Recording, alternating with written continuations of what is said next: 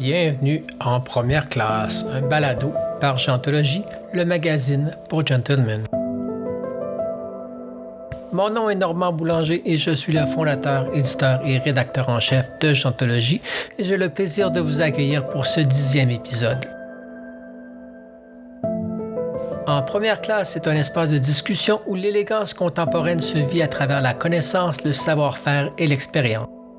Qu'il s'agisse de montres, de style, de gastronomie, de vins spiritueux, de design ou d'automobile. Aujourd'hui, nous explorons une autre facette de gentleman, soit le voyage.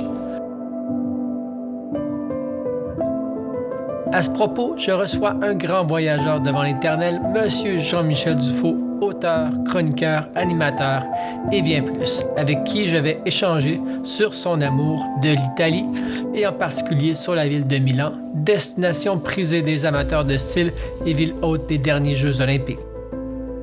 Une conversation qui s'annonce aussi riche que la ville qui en est le cœur.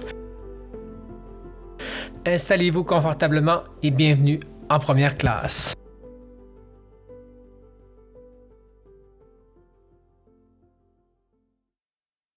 Hey, bonjour Jean-Michel, comment ça va aujourd'hui? Ça va bien, Normand, ça va très bien. Content de te parler. Et moi de même. Aujourd'hui, ce qu'on va faire avec toi, c'est qu'on va un peu parler de Milan suite aux Olympiques qui devient une destination quand même assez recherchée par les différents touristes, même si c'était toujours vraiment une destination quand même populaire. Donc, si tu nous parlais premièrement de ton historique avec Milan, comment tu as découvert un peu la ville et puis c'est quoi ton histoire un peu d'amour avec cette ville-là puis avec l'Italie un peu? Ben, l'Italie, ça a toujours été un pays que j'ai aimé depuis longtemps. Je me rappelle même dans mes premiers voyages en Europe, là, avec mon sac à dos et tout ça, le nord d'Italie, j'avais fait Venise, j'avais fait Rome, j'avais fait des Umbria. Ça, je parle de 86, 88. Tu sais, j'ai j'ai des souvenirs très forts de pays qui m'avaient marqué parce que on mangeait bien, le monde avait de la gueule, le monde s'habillait bien. J'étais pas amateur de café à ce moment-là. C'est l'autre. Moi, le café, c'est vraiment quelque chose qui est devenu plus tard. Mais j'aimais bien manger et je trouvais que les gens avaient de la gueule.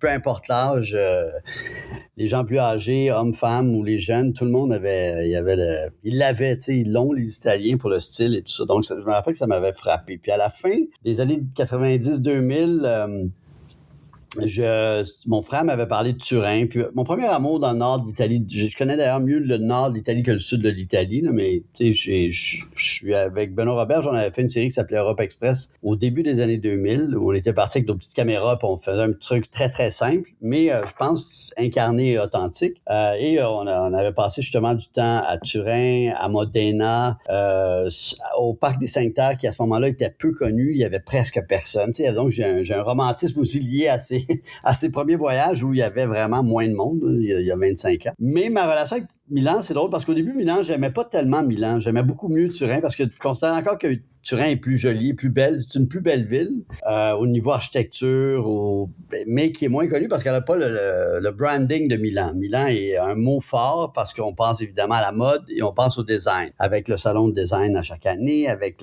toutes les grandes griffes italiennes qui viennent de Milan, la mode, les défilés, la semaine de la mode, le quadrilatère de la mode qui est un quartier dans le centre de Milan.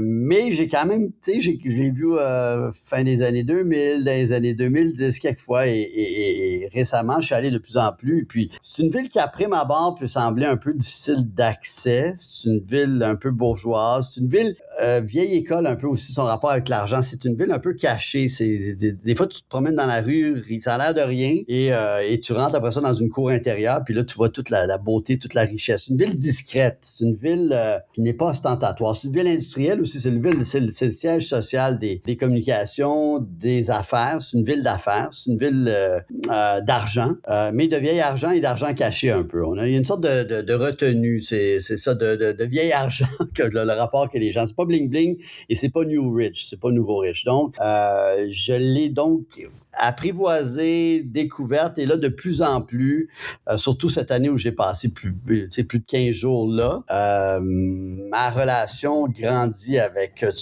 Milan et c'est une ville que de plus en plus j'aime. C'est vraiment intéressant parce que tu nous parles de Turin qui était une ancienne ville olympique et tu nous parles de Milan qui est une nouvelle ville olympique. Donc justement, tu étais là pour les Olympiques. Comment s'est passée justement cette expérience-là? Je pense que tu as été un peu... tu as trouvé ça un peu dommage parce que tu sentais pas l'esprit olympique nécessairement dans Milan. Je trouve que, il me semble que c'est ça que tu disais, à moins que je me trompe, mais comment tu as trouvé l'expérience olympique dans Milan et ça se compare? Je sais pas si tu as vécu d'autres Olympiques dans ta vie. Je pense que oui, avec Radio-Canada à l'époque, mais ou TVA, je m'en souviens plus. Désolé. Comment tu compares cette expérience-là de Milan du côté olympique par rapport à ce que tu avais vécu? Comment ça a été organisé? Est-ce que c'était bien? Est-ce que c'était beau? Est-ce que tu sentais ça festif?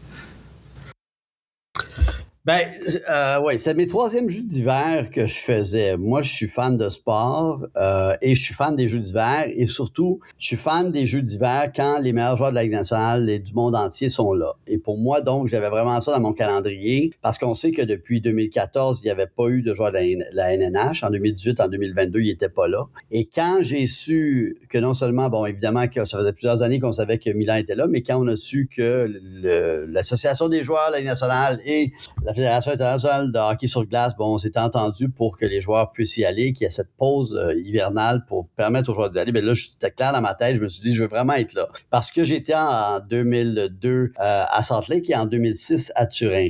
En 2002, à Salt Lake, j'avais fait des petites capsules vidéo légères pour Bell Media à ce moment-là et Radio-Canada, que j'avais réalisé, que Sébastien Benoît animait des rencontres avec des athlètes, mais de façon très, très... c'est le début des caméras DV, du digital, des caméras légères. Fait qu'on avait fait ça. Puis en 2006, je suis parti par moi-même parce que justement, un ami de mon frère, un gars que je connais, Stéphano, étonnamment, avait un super bel appartement dans Turin, mais il dit, moi, je veux pas être là pendant les Jeux olympiques, il y aura trop de monde, il y aura trop de touristes, ça va être un peu la folie. Donc, il dit, puis je pense qu'il m'avait loué son appartement à 250 € la semaine, qui est un prix ridicule, là, et qui était hyper bien placé. Donc et ça, j'étais allé en premier juste comme ça. Puis finalement, j'avais fait des capsules pour Caféine à l'époque à 4 saisons et pour le show Il est trop de bonheur avec Norman Brathwaite. Donc, en tout cas, j'avais eu 2 semaines formidables parce que Turin avait vraiment la fibre olympique. La fièvre olympique aussi, c'est une ville que j'aimais déjà, que j'adorais. Ça a été un souvenir vraiment, vraiment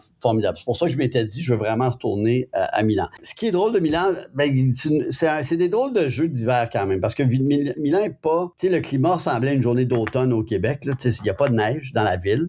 Ils ont voulu faire ce qui est un peu la tendance maintenant, de faire des jeux développement durable, pas d'éléphant blanc, et avoir une empreinte carbone et une empreinte sur l'environnement très, très minime. Donc, l'idée des jeux, c'est de dire, bon, ben certains trucs sur glace vont être, et dans le stade, vont être à Milan, mais toutes les compétitions de glisse vont être à l'extérieur. Et on va utiliser souvent, des trucs qui existent déjà, qu'on va juste avoir à rénover, mais on va utiliser les installations qui étaient déjà là pour ne pas justement créer des dépenses astronomiques, avoir une empreinte sur l'environnement qu'on ne veut pas. Donc, ce que ça a fait dans le fond, j'ai l'impression que c'est 2 jeux. Moi, à l'origine, je m'étais dit, est-ce que je vais... me promener, mais finalement, j'y allais surtout pour le hockey et masculin et féminin, parce que j'ai vu des matchs de hockey féminin aussi qui étaient formidables. Et il y avait tellement de matchs pendant que j'étais là que je suis même pas sorti finalement de la ville, même si j'avais amené mes vêtements d'hiver et mes bottes et tout ça. J'avais des matchs de hockey à tous les jours. Fait que je suis resté à Milan. Et à Milan, c'est vrai que les gens l'ont dit, il n'y avait pas une énorme fièvre olympique dans le sens visuellement, là, il y a plein de quartiers, tu te promenais, tu savais même pas qu'il y avait les Jeux olympiques. Il y a quelques trucs qui te rappelaient. Et les gens, j'ai parlé à des amis italiens, des gens qui connaissent bien les Italiens, puis ils disaient, tu sais, ça en prend beaucoup pour impressionner le Milanais. Pour lui, c'est un petit événement comme ça, pas plus spécial qu'il faut. Et beaucoup d'Italiens m'ont dit, il y a plus de fébrilité à la semaine de la mode ou à la semaine du design qu'aux Olympiques à Milan même. Cela dit, il y avait quand même une belle atmosphère dans certains coins, il y avait du monde et dans les différents lieux où il y a eu d'autres compétitions, le ski alpin, le bobsleigh, les trucs comme ça. Mais comme c'était dans les petits villages, il y a eu certains athlètes qui ont dit, on trouvait ça dommage parce qu'on était loin du village olympique, on sentait pas la communion avec tous les sports et tous les athlètes. Donc, tu sais, il y a deux façons de voir ça.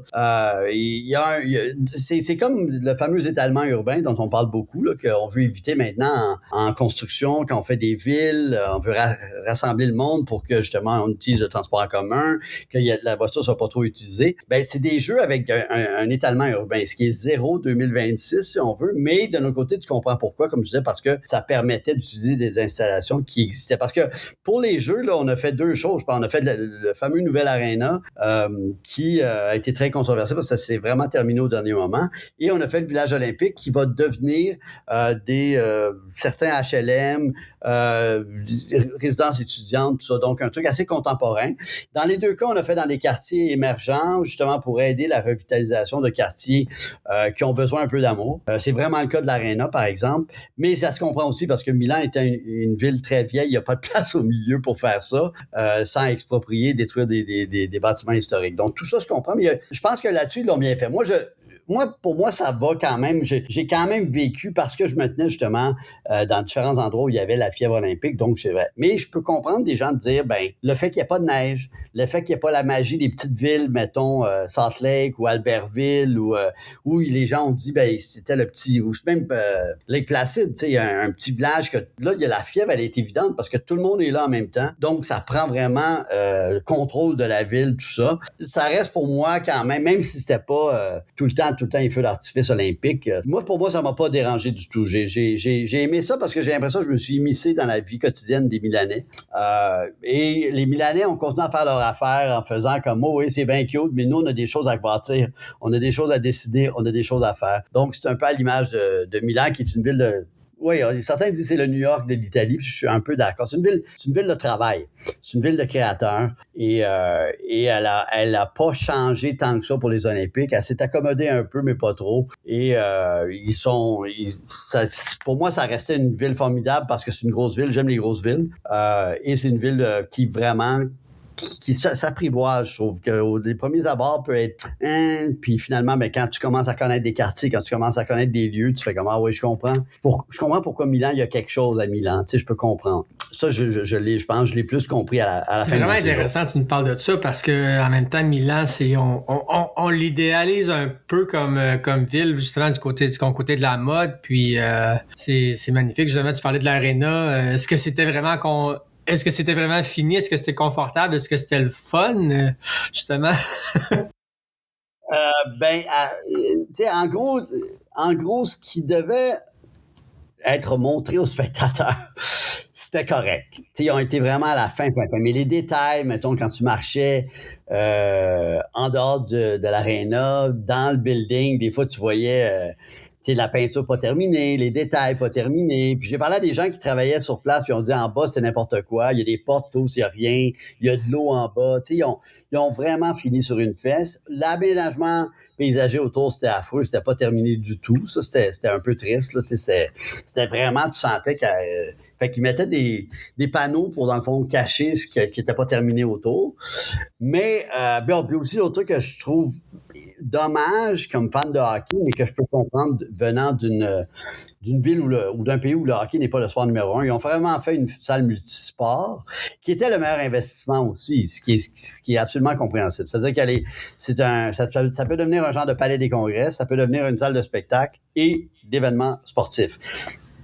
Le hockey, la qualité de la glace a été bonne. Ça, personne ne peut dire rien contre la qualité de la glace. Mais, par exemple, il y avait une distance entre le banc des joueurs et la première rangée de spectateurs. Et moi, ça, je trouve ça, c'est pas impressionnant. C'est pas le Centre Bell. Tu sais, le Centre Bell, on est souvent critique envers nos affaires, mais le Centre Bell, il est quand même bien réussi, là, pour un truc qui a été fait au milieu des années 90. Le côté côte abrupte, là, la pente abrupte qui fait que tu es vraiment par-dessus l'action. Tout le monde dit que ça aide à l'atmosphère du Centre Bell, ça aide à intimider les clubs adverses. T'avais pas ça à l'Arena de Milan. Mais cela dit, je pense qu'il y avait 11-12 000 places, parce qu'il y a un côté que c'est vraiment pour spectacle amovible, donc il y avait même un rideau, là. Mais pour voir des matchs de hockey, ça restait quand même bien. C'était pas gigantesque. On voyait bien de partout. Puis je considère quand même que c'est quand même réussi. C'était beau. C'est beau quand même. C'est très beau de l'extérieur. Là. Je sais pas s'il y en a qui se rappellent. Il y a un genre de... un peu à la Moment Factory, là, des lumières. Il y avait une calligraphie. On mettait des messages. Et ça, c'était réussi. L'édifice de l'extérieur, il est beau. Puis à l'intérieur, moi, je trouve que c'était quand même réussi. Et un truc que aussi les gens ont aimé, là, les puristes, c'est que contrairement au hockey professionnel maintenant, tu sais, pas d'annonce sur les bandes, pas d'annonce sur la glace, le côté pur, pas d'arrêt de jeu télé, le fameux 70 secondes qui des fois ralentit le match. C'est vraiment, c'est le hockey pur comme on le jouait à l'époque et comme on avait à l'époque au Forum quand il n'y avait pas d'annonce sur les bandes, quand il n'y avait pas d'annonce sur la glace. Fait qu'il y avait un petit côté pour les puristes qui était le fun, ou les vieux monsieur comme moi qui parfois sont nostalgiques du passé et de la pureté du sport à ce moment-là. Justement, quand on parle de justement l'aréna, pour se rendre là-bas, puis aussi pour se déplacer à Milan, comment c'est arrangé? Est-ce que c'est facile? Est-ce que c'est un problème de se déplacer à Milan? Oui, c'est une des forces de beaucoup de villes européennes, c'est que le transport en commun est hyper bien organisé. Très, très facile. Là-dessus, on va leur donner, ils ont été très, très efficaces. Parce que c'est beaucoup de monde qui arrivait à cette station de métro, il y a une station de train aussi pas loin. Et là, il fallait quand même se rendre à l'aréna. Puis de là, de marcher, c'était long. Mais il y avait des navettes gratuites qui transportaient les spectateurs et je dois avouer que c'était très efficace, très bien fait. Donc ça, il faut leur donner chapeau. Ils ont réussi. Et même après, quand tout le monde partait, tout le monde prenait la navette en même temps, mais le roulement de navette, là, c'était efficace.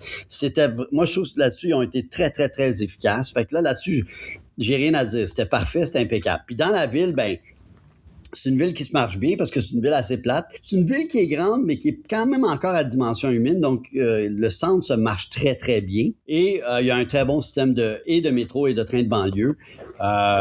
Donc, c'est très, très facile d'accès. Et l'intérieur de la ville, l'intramuros, mais si tu veux même te promener autour de la ville, en banlieue, à la campagne, c'est facile aussi. Au niveau transport en commun, c'est une ville vraiment, vraiment idéale. Puis tu as aussi le charme des vieux tramways qu'ils ont conservés. D'ailleurs, à un moment donné, ils ont voulu les enlever, les vieux en bois, puis il y a eu un atelier dans la ville. Ils ont dit non, il y a certaines lignes, on garde les vieux tramways, ce qui fait que c'est très, très beau. Ça a beaucoup de charme.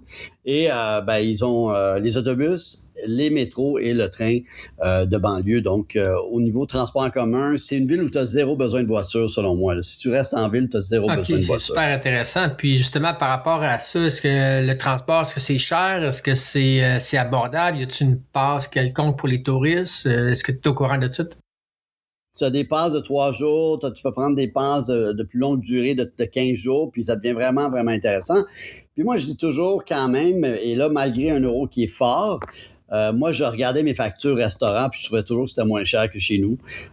Et ça, c'est pas pour critiquer chez nous. Chez nous, tout coûte cher, mais même avec un euro à 1,61 62, ce qui est très, très cher, je reviens toujours à ça. L'alcool est moins cher. Le prix, quand ils mettent la facture, t'as et le service et les taxes sont dans le prix. Tout est inclus.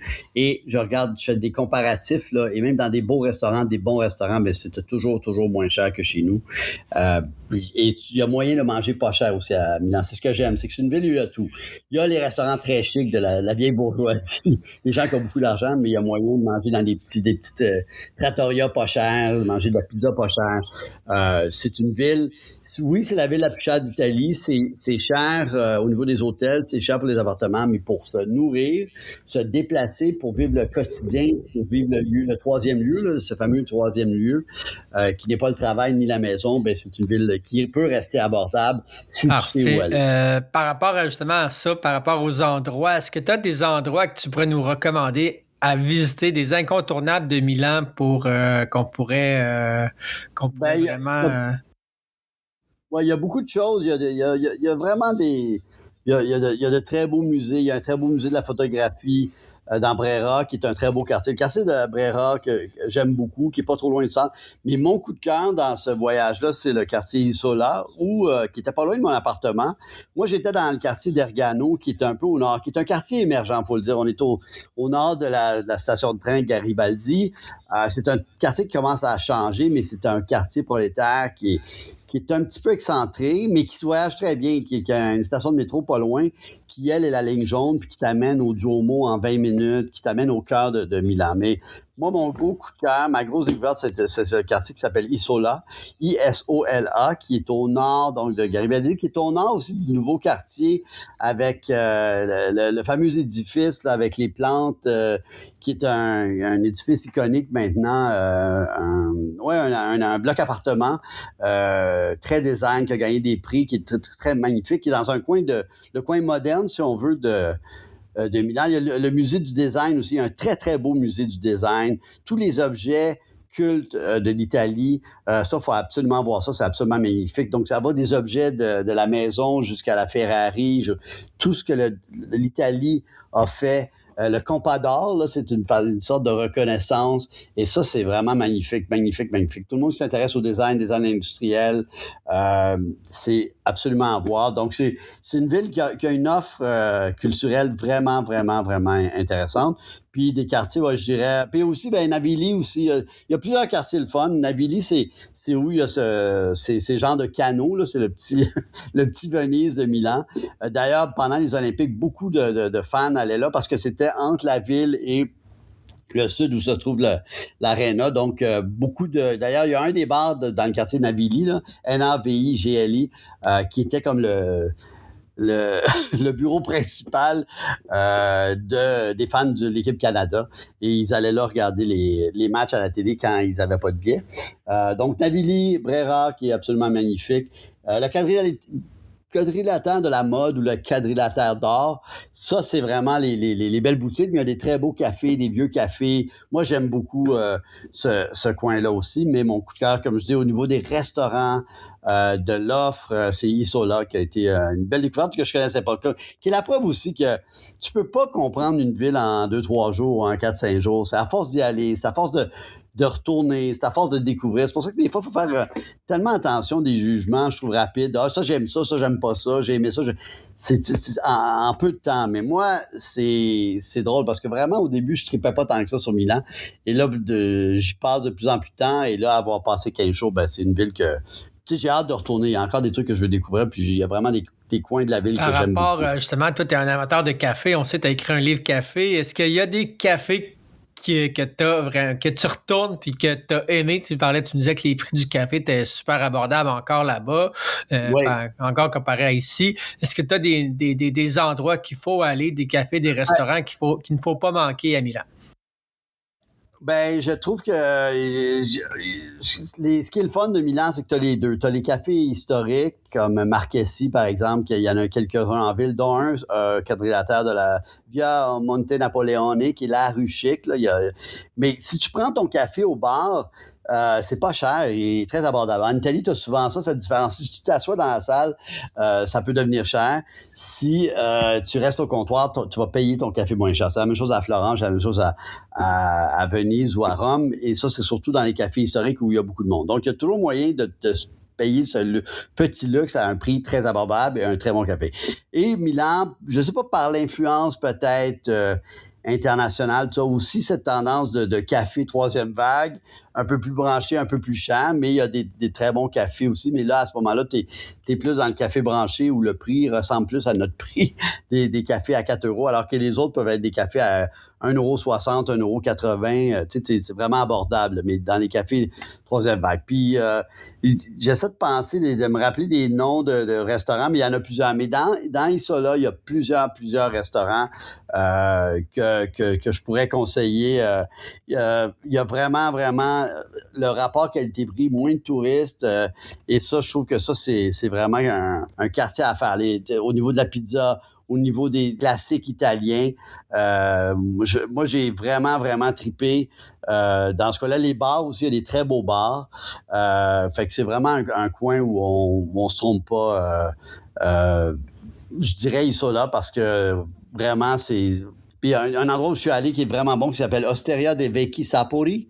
Osteria dei Vecchi Sapori, c'était vraiment la vieille cuisine italienne du nord de l'Italie, qui a plus d'influence française du fait que c'est près de la France et de la Haute-Savoie. J'ai bien mangé, j'ai bien bu. Et comme je dis, je reviens toujours à ça, à des prix vraiment C'est super abordables. intéressant de voir ça, justement qu'on peut avoir encore quelque chose qui est presque moins cher qu'ici en voyageant justement là-bas. Pour se rendre à Milan à partir d'ici, est-ce que c'est compliqué? Est-ce que c'est facile de se rendre, qu'on soit justement au Québec ou si on est en France, j'imagine que c'est un peu plus facile. Des fois qu'on aide des auditeurs en France, sait-on jamais, ou en Europe.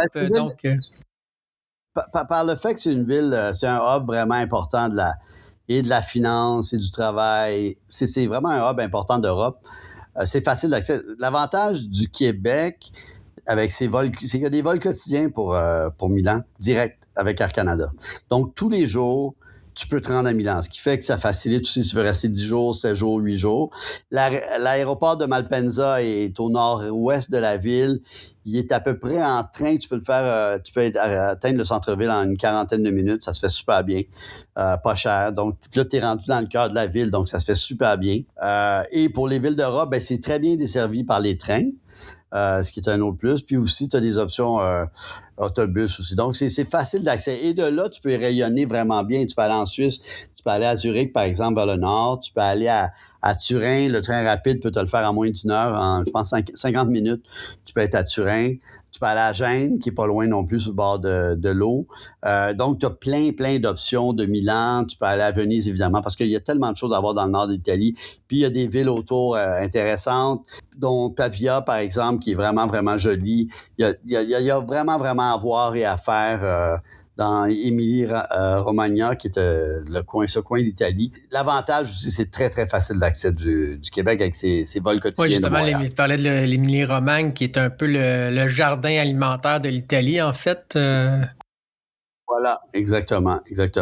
On mange très bien aussi, tu sais, c'est ça que j'ai trouvé. Puis comme c'est une ville internationale, ben des fois, quand t'es tanné de l'italien, t'as des bons restaurants japonais, asiatiques, t'as de la cuisine de partout parce que t'as du monde de partout. C'est un hub, tu sais, c'est vraiment, il y a du monde de partout à Milan. Ben, justement, par rapport, tu me parlais de voyages dans le nord de l'Italie et tout ça. Si tu me parlais un peu de tes projets qui s'en viennent, je sais que t'as un voyage en Italie qui s'en vient avec les touristes, si je me trompe pas. Si tu me parlais un peu de tes projets qui s'en viennent au cours de la prochaine année jusqu'au mois de décembre peut-être. Qu'est-ce qui s'en vient pour toi? Je sais que t'es très occupé. Si tu me parlais un peu de ce qui s'en vient justement, que ce soit projet télé, que ce soit projet de voyage, parce que tu es guide de voyage pour Groupe Voyage Québec, comme on le disait tout à l'heure.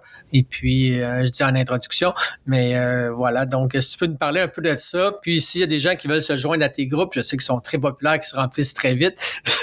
Mais si jamais tu peux nous parler un peu de tes projets qui arrivent, puis si ça peut aider des gens à te suivre dans tes aventures. Ben, ce printemps, je vais quand même être à partir de la mi-avril jusqu'à début juin, je vais être au Québec. Je suis sur quelques projets en développement et aussi on est dans la fin du montage de notre nouvelle série sur le Japon qu'on a tournée à l'automne, qui va débuter en juin à Évasion. Je me rappelle plus exactement la date, là. Je sais pas si c'est le 8 juin ou le 10 juin, mais début juin, c'est la nouvelle série sur le Japon. Je suis vraiment content de ce qu'on a fait. Là, le réalisateur gentiment m'envoie les trucs et je suis vraiment content de ce qu'on a fait. On a fait 10 shows sur le Japon. On a fait les incontournables, mais on a fait des coins moins connus parce que c'est pas vrai que tout le Japon a du surtourisme. Kyoto, du surtourisme, mais il y a plein d'endroits où il n'y a pas de touristes, dont l'île de Kyushu, qui est une île à l'ouest, sud-ouest, là, si on veut. Et vraiment tranquille. On a fait des villes où il y a peu de touristes ou pas de touristes. Et je suis vraiment content. Je trouve que c'est un bel équilibre entre justement les endroits plus connus et moins connus. Fait que ça, c'est 10 shows qui seront présentés à Évasion à partir de juin et qui vont être diffusés à TVA, chaîne principale. Ça, je sais pas quand, mais je trouve que c'est une bonne nouvelle. C'est une bonne chose que ça soit aussi à la télé. La diffusion, c'est avec Benoît Roberge. Oui, le réalisateur Étienne Bordelot et Benoît Chamberlain, qui est notre directeur photo, notre petite équipe, mais bien appuyée par Zone 3. Puis je suis vraiment content du show qu'on a fait. Là. Je trouve que En tout cas, je trouve que c'est un pays inspirant. Benoît est tombé en amour avec le pays. Moi, je connaissais un peu, mais Benoît, c'est la première fois, puis il a vraiment, c'est ça.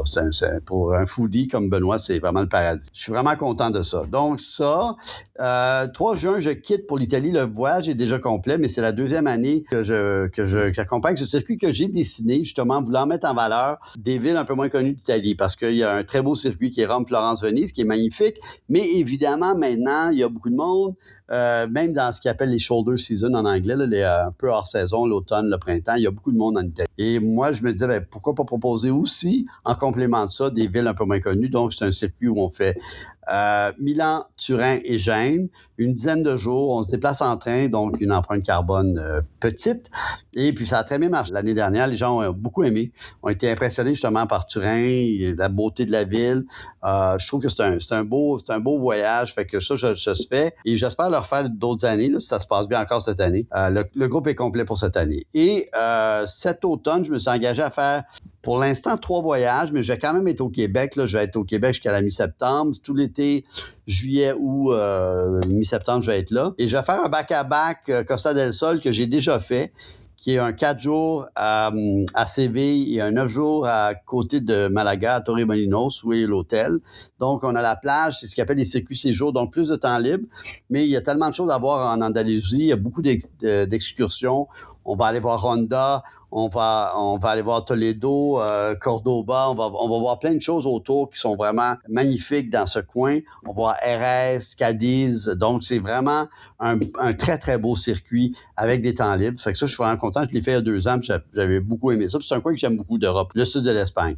Et après ça, je fais un combiné Portugal, où on va faire Lisbonne et Porto, que je connais bien, et on va faire Nazaré, que je ne connais pas, mais que je veux voir depuis plusieurs années, parce que je suis grand fan de la série à HBO qui s'appelle 100 Foot Wave, qui sont sur les surfers qui aiment ces géants de 100 pieds, où on a parmi les plus hautes vagues au monde. Et Nazaré était vraiment connu depuis une dizaine d'années parce que ce sont des vagues incroyables, surtout l'hiver. Et donc, on va découvrir ensemble Nazaré, puis ça va être la première fois pour moi. Mais je connais quand même un peu Porto et Lisbonne, donc c'est un beau circuit. Après ça, je reviens, je vais être au Québec, je devrais être au Salon Tourisme cette année encore. Et j'ai un petit voyage simple en décembre, marché de Noël de début décembre, Berlin et Prague, 2 villes que j'aime bien, que j'aime beaucoup même, des villes intéressantes d'Europe où je suis allé souvent. Et j'aime le principe de seulement 2 villes, un déplacement en train entre les 2 villes, et 4 jours, et on reste en ville. Donc, c'est des séjours vraiment urbains. Et c'est le fun de voir les marchés de Noël d'Europe de l'Est. Ils sont toujours très, très, très, très beaux. Donc, c'est ça. Et parallèlement, donc, quelques petits projets en développement. Puis, en train de planifier le reste de mon année 2027, mais encore là, c'est pas clair. Là, je suis à organiser un peu mes flûtes. Mais pour les voyages automne, là, ça vient d'être annoncé. Donc, pour ça, il y a encore de la place. Et je vais accompagner donc ces 3 voyages. Super, c'est vraiment intéressant. C'est quand même une année déjà remplie, même si on est juste au 3e mois, 4e mois bientôt. Ouais. C'est vraiment intéressant. Et puis, c'est justement par rapport à ça, si les gens veulent un peu en savoir un peu plus sur toi, veulent te suivre, où ils doivent aller? Est-ce que c'est quoi le meilleur endroit? Facebook, Instagram? Je pense on dirait que finalement, Instagram, c'est probablement là où je suis le plus souvent. Là. Je suis pas sur TikTok, mais je suis sur Instagram. Facebook aussi. Je trouve que Facebook et Instagram restent les deux. Je fais un petit peu encore de X, de Twitter, même si des fois j'ai de la misère avec le propriétaire. Et je fais quand même encore du siège du lot réseaux sociaux aussi. Donc, mais sur ces plateformes-là, on voit justement les vidéos, mes trucs qui vont être annoncés. Et si vous allez sur le site de gvq.ca, vous avez tous mes voyages et c'est facile de retrouver justement avec mon nom les différents endroits où je vais aller, les différents voyages. Donc, à ce moment-là, c'est facile. Puis ça peut se faire à travers leur agence, ça peut se faire avec d'autres agents de voyage aussi. Ça sera pas des gros groupes, on va faire ça de façon humaine, à dimension humaine. Donc, je pense que ça peut être des beaux voyages cet automne. Et voilà. Mais je vais quand même être au Québec. Tu sais, je dis ça, mais de début juillet jusqu'à mi-septembre, je vais être surtout dans la Naudière et un peu à Montréal. Là, mais je veux cet été me reposer. C'est tellement la haute saison que qu'à ce moment-là, je suis content de profiter du beau temps au Québec, puis de profiter du Québec aussi. Justement, juste petit aparté sur si jamais t'as-tu des endroits au Québec que tu conseilles aux gens de visiter, des endroits que tu as vraiment aimés avec des découvertes que tu as faites dans les dernières années, même si tu n'as pas été ici beaucoup? Y a-tu des endroits coup de cœur que tu... Ben, il y en a quand même beaucoup. Je trouve qu'on a une province incroyable. On a des trucs à voir. Tu sais, je serai toujours. Tu sais, Québec reste une super belle ville. Il y a des coins en Mauricie qui sont super beaux. Là, tu sais, même pour ma fête cette année, j'ai invité mes amis à Pourvoirie du Lac-Blanc, là, qui est à côté de Saint-Alexis-des-Monts. Tu sais, on est chanceux. On a des lacs incroyables. On a des pourvoiries incroyables. Moi, je suis grand fan de la Gaspésie. Je trouve que c'est du bas du fleuve. J'aime beaucoup la rive sud du fleuve Saint-Laurent parce qu'il y a des couchers de soleil de la mort, on le sait, au parc du Bic et tout ça, mais j'ai même un petit terrain éventuellement à faire peut-être un projet modeste à Cap-Chat, que c'est vraiment pour moi un coup de cœur. C'est comme notre Californie, tu sais, pour vrai, là, quand tu fais la 132, puis tu fais la Pacific Coast Highway en Californie, il y a des moments où tu as l'impression que ça se ressemble. Je sais que quelqu'un va dire que t'es malade mental, mais non, quand tu fais dans le Pacific Northwest, puis tu vois les montagnes, Sainte-Anne-des-Monts, il y a des endroits là, qui sont absolument magnifiques là, en Gaspésie, donc ça, je suis fan. Charlevoix reste aussi toujours très beau. Il y a quelques années, je suis allé en Abitibi-Témiscamingue. J'avais beaucoup aimé Rouen. Tu sais, Val-d'Or. J'aime ça, des villes qui ont un passé. Il y a des vieux édifices. Tu sens un côté un peu Far West du Québec. Fait que non, c'est une province que j'aime. Puis mon petit coin de paradis, tu sais, je suis fan de l'Anaudière. Moi, je suis pas un skieur alpin, fait que ce que je voulais, j'espérais un jour dans ma vie avoir un plan d'eau. C'est surtout ça que je voulais, pouvoir me baigner l'été. J'aime vraiment ça. Même, j'aime me baigner au printemps et à l'automne. Je trouve quasiment que l'eau est trop chaude l'été. J'aime quand l'eau est froide un peu. D'où aussi mon amour pour la Gaspésie. Parce que moi, l'eau froide, j'aime ça maintenant. Ça saisit, puis ça fait du bien. Puis l'eau est évidemment froide à la Gaspésie, même l'été. Mais moi, j'aime bien. Puis ça sent la mer. C'est notre mer. Puis maintenant, en vieillissant, des fois, j'ai moins le goût d'aller dans le Maine où j'aimais aller avant, mais avec tout ce qui se passe chez nos voisins du Sud, ben, je me dis, la mer, on l'a chez nous aussi, donc pourquoi pas éventuellement passer plus de temps au bord de la mer, mais au Québec. Merci beaucoup, Jean-Michel, d'avoir été avec nous. Et pour ceux qui veulent suivre Jean-Michel dans ses aventures, c'est JM Dufault ou Jean-Michel Dufault, ainsi que Siège Hublot, donc son site web et ses réseaux sociaux. Vous venez d'écouter le 10e épisode d'En Première Classe, un balado par Gentologie, le magazine pour gentlemen. Merci d'avoir été des nôtres pour cette conversation avec M. Jean-Michel Dufault et d'y avoir accordé toute votre attention jusqu'au dernier mot. Si cet échange vous a inspiré, je vous invite à découvrir une multitude de contenus sur gentologie.com, à vous abonner au balado et à partager cet épisode avec ceux pour qui l'art de vivre, la culture et le savoir-faire ont une vraie valeur.